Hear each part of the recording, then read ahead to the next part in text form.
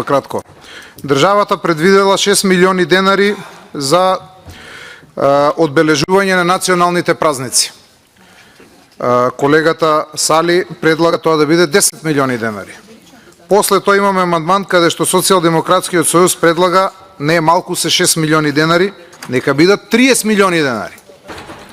Што би рекол нашиот народ, кога е бал, нека е маскен бал.